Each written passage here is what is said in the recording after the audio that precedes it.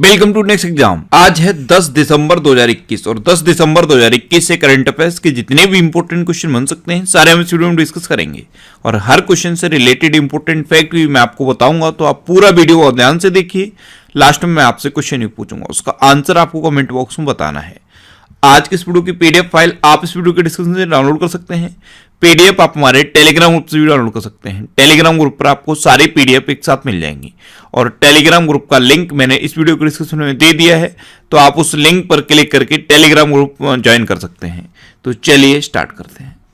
पहला क्वेश्चन है, हाल ही में अंतर्राष्ट्रीय भ्रष्टाचार विरोधी दिवस कब मनाया गया है? तो अभी 9 दिसंबर को अंतर्राष्ट्रीय भ्रष्टाचार विरोधी दिवस मनाया गया। तो इस क्वेश्चन का सी ऑप्शन सही है। भ्रष्टाचार से दूर रहने के बारे में जागरूकता बढ़ाने के लिए हर साल 9 दिसंबर को ये अंतर्राष्ट्रीय भ्रष्टाचार विरोधी दिवस मनाया जाता है। अच्छा, इस बार के अंतर्राष्ट्रीय भ्रष्टाचार विरोधी दिवस की थीम क्या है? योर राइट योर रूल से नो टू करप्शन। क्या है? योर राइट योर रूल से नो टू करप्शन। अच्छा, 9 दिसंबर को ही नरसंहार के अपराध पीड़ितों का स्मरणोत्सव और सम्मान दिवस भी मनाया जाता है। इससे पहले 8 दिसंबर को सार्क चार्टर दिवस मनाया गया था। उससे पहले 7 दिसंबर को सशस्त्र सेना झंडा दिवस मनाया गया। उससे पहले 6 दिसंबर को महापरिनिर्वाण दिवस मनाया गया। डॉक्टर भीमराव अंबेडकर की पुण्यतिथि होती है 6 दिसंबर को और 6 दिसंबर को इनकी पुण्यतिथि पर महापरिनिर्वाण दिवस मनाया जाता है। 5 दिसंबर को विश्व मृदा दिवस मनाया गया। 4 दिसंबर को अंतर्राष्ट्रीय बैंक दिवस और भारतीय नौसेना दिवस मनाया गया। 3 दिसंबर को अंतर्राष्ट्रीय दिव्यांगजन दिवस और डॉक्टर राजेंद्र प्रसाद की जयंती मनाई जाती है। 2 दिसंबर को विश्व कंप्यूटर साक्षरता दिवस और अंतर्राष्ट्रीय दास प्रथा उन्मूलन दिवस मनाया गया।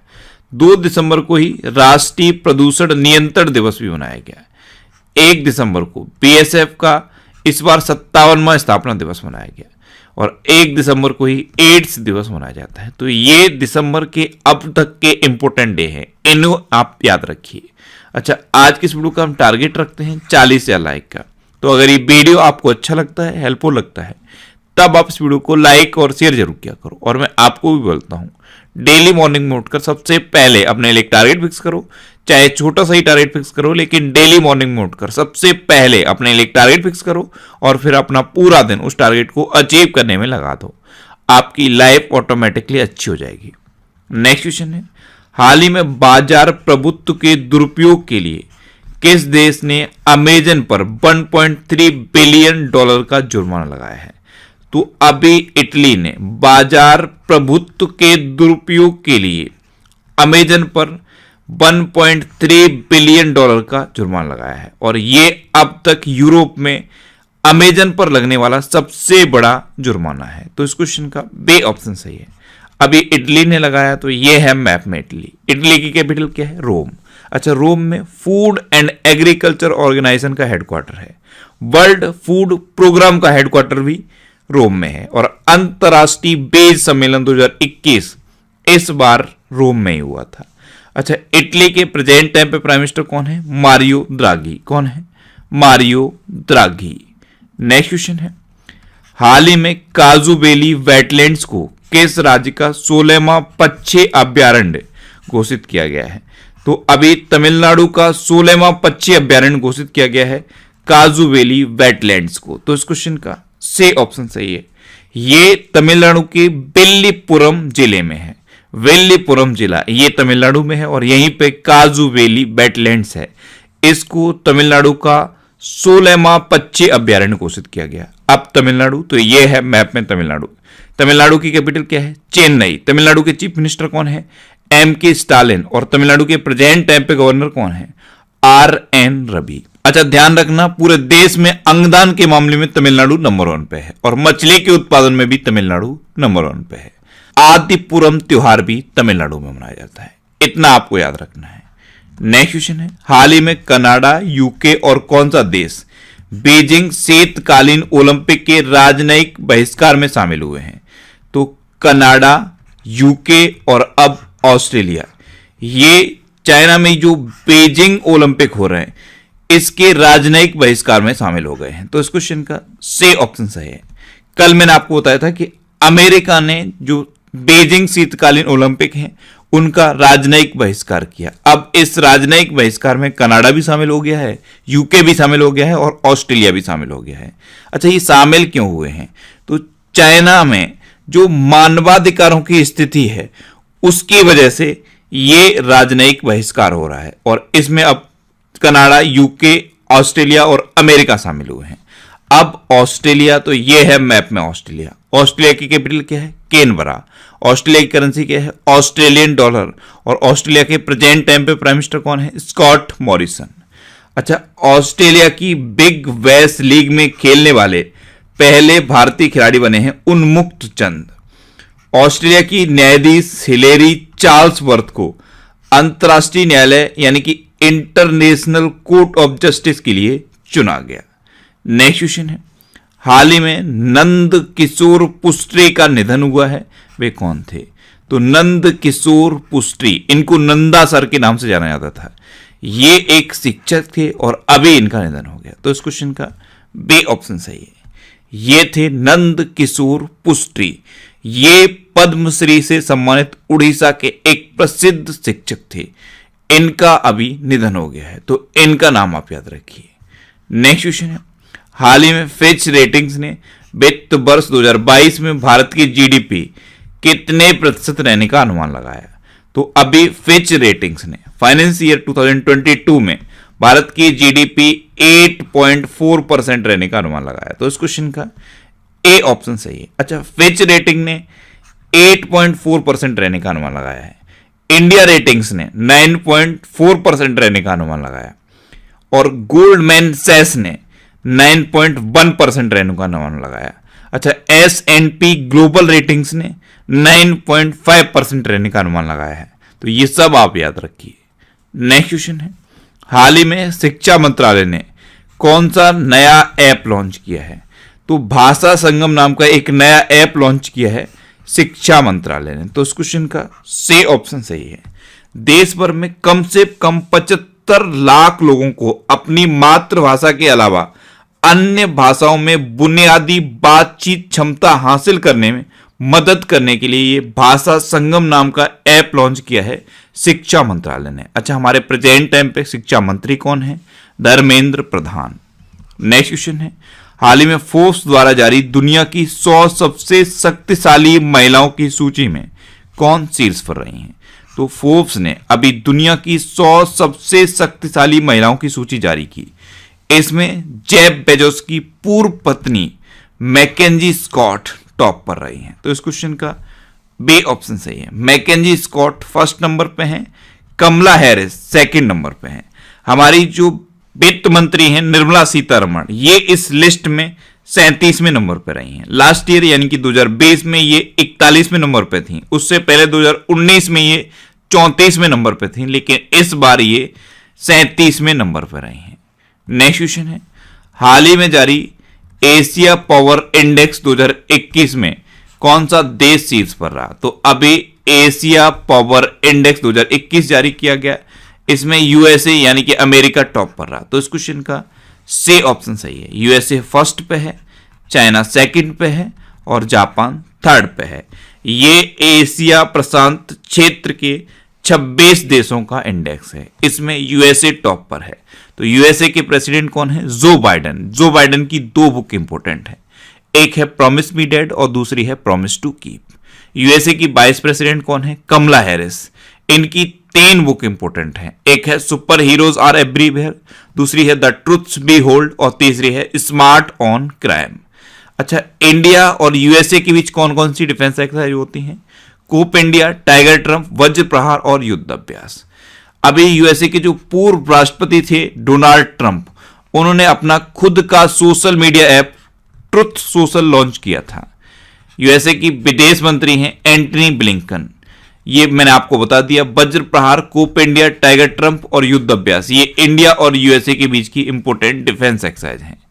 अभी अमेरिकी सेना की पहली महिला सचिव बनी क्रिस्टीन बर्मोथ और यूएई को पीछे छोड़कर दूसरा सबसे बड़ा तेल आपूर्तिकर्ता अभी अमेरिका बन गया है। और पहले नंबर पे कौन है? पहले नंबर पे इराक है। नेक्स्ट क्वेश्चन है, हाल ही में किसने यंग जियोस्पेशियल साइंटिस्ट पुरस्कार जीता है? तो आईआईटी कानपुर के वैज्ञानिक हैं रूपेश गोयल। इन्होंने यंग जियोस्पेशियल साइंटिस्ट पुरस्कार जीता। तो इस क्वेश्चन का बी ऑप्शन सही है।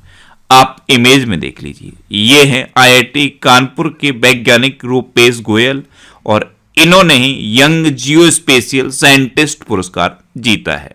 नेक्स्ट क्वेश्चन है, हाल ही में पीवी सिंधु ने बीडब्ल्यूएफ वर्ल्ड टूर फाइनल्स 2021 में कौन सा पदक जीता? तो पीवी सिंधु ये 2 बार की ओलंपिक पदक विजेता है और इस बार इन्होंने बीडब्ल्यूएफ यानी कि badminton world federation world tour finals 2021 में रजत पदक जीता है। तो इस क्वेश्चन का सी ऑप्शन सही है, ये है पीवी सिंधु। नेक्स्ट क्वेश्चन है, हाल ही में ओलाफ स्कोल्ज को किस देश के चांसलर के रूप में चुना गया? तो अभी ओलाफ स्कोल्ज, इनको अभी जर्मनी के चांसलर के रूप में चुना गया। तो इस क्वेश्चन का बी ऑप्शन सही है। आप इमेज में देखिए, ये हैं ओलाफ स्कोल्ज, इन्हीं को अभी जर्मनी के चांसलर के रूप में चुना गया है। इनसे पहले एंजेला मर्केल 16 साल तक जर्मनी की चांसलर रही। अब जर्मनी, तो ये है मैप में जर्मनी। जर्मनी की कैपिटल क्या है? बर्लिन। जर्मनी की करेंसी क्या है? यूरो। और जर्मनी के प्रेजेंट टाइम पे प्रेसिडेंट कौन है? Frank Walter Steinmeier. Next question है, हाल ही में डिज्नी बाइजू के अर्ली लर्न ऐप का ब्रांड एम्बेसडर किसे बनाया गया है? आपने बाइजू का नाम तो सुना होगा। बाइजू का ही छोटे बच्चों के लिए ऐप है अर्ली लर्न ऐप। इसका ब्रांड एम्बेसडर अभी नीरज चोपड़ा को बनाया गया। तो इस क्वेश्चन का सी ऑप्शन सही है। अब ब्रांड एम्बेसडर की बात है तो अभी किनारा कैपिटल्स ने रविंद्र जडेजा को अपना ब्रांड एम्बेसडर बनाया था। एडिडास ने दीपिका पादुकोण को अपना ब्रांड एम्बेसडर बनाया था। रियलमी ने केएल राहुल को अपना ब्रांड एम्बेसडर बनाया था। एक क्रिप्टो करेंसी एक्सचेंज कंपनी है कॉइन डीसीएक्स, इसने अमिताभ बच्चन को अपना ब्रांड एम्बेसडर बनाया था।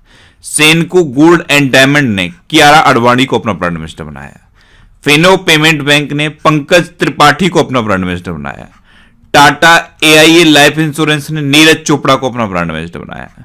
फॉजिल और बंडरसेफ ने कृति सेनन को अपना ब्रांड एम्बेसडर बनाया और स्पोर्ट्स अड्डा ने ब्रेडली को अपना ब्रांड एम्बेसडर बनाया। नेक्स्ट क्वेश्चन है, किस राज्य के उच्च शिक्षा परिषद ने एनएसई अकादमी के साथ समझौता करने की घोषणा की है? तो अभी कर्नाटक की उच्च शिक्षा परिषद ने एनएसई यानी कि नेशनल स्टॉक एक्सचेंज अकादमी के साथ समझौता करने की घोषणा की। तो इस क्वेश्चन का बी ऑप्शन सही है। कॉलेज के छात्रों को वित्तीय जागरूकता प्रदान करने के लिए यह समझौता किया जाएगा। अब कर्नाटक, तो यह है मैप में कर्नाटक। कर्नाटक की कैपिटल क्या है? बेंगलोर। कर्नाटक के चीफ मिनिस्टर कौन है? वसवराज बोम्बई। और कर्नाटक के गवर्नर कौन है? थावर चंद्र गहलोत। कर्नाटक में भी जोग जलप्रपात के जीर्णोद्धार का निर्णय लिया गया। विश्व प्रसिद्ध मैसूर दशहरा उत्सव कर्नाटक में मनाया गया। दुनिया का सबसे लंबा रेलवे प्लेटफॉर्म कर्नाटक के हुबली में बन रहा है। कर्नाटक में अलमाटी बांध है, ये कृष्णा नदी पर है।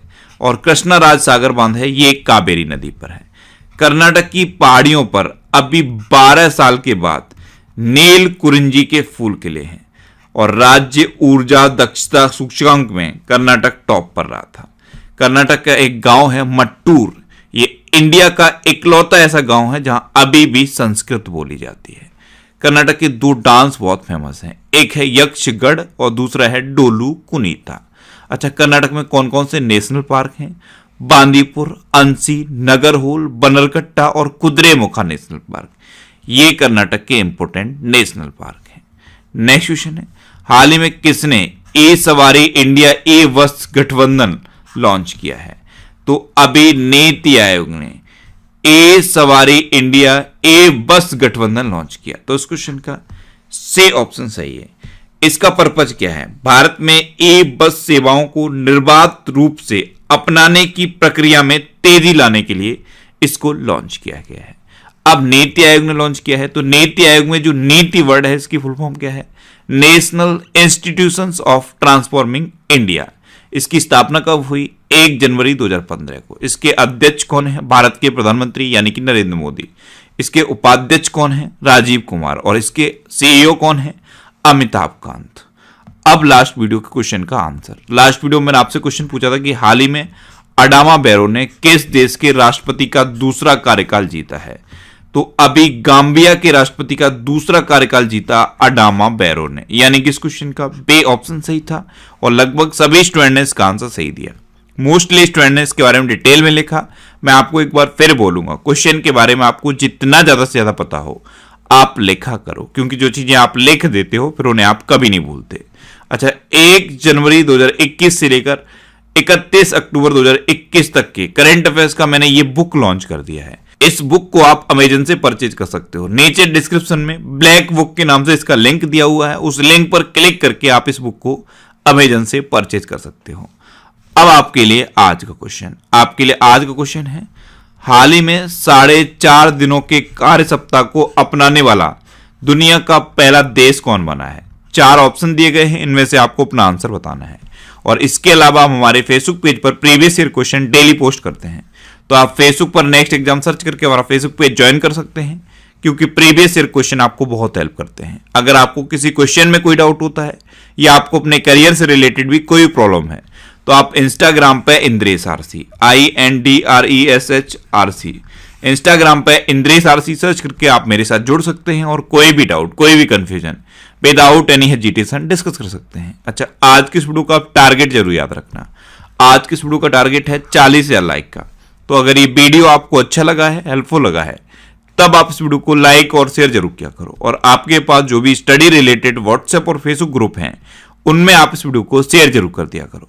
तो ये था आज का हमारा करंट अफेयर्स का वीडियो। आपको ये वीडियो कैसा लगा प्लीज कमेंट बॉक्स में जरूर बताना। और अगर अभी तक भी आपने हमारा इस चैनल को सब्सक्राइब नहीं किया है तो इसे आप सब्सक्राइब जरूर कर लीजिए। आपको इस चैनल से निश्चित ही मदद मिलेगी।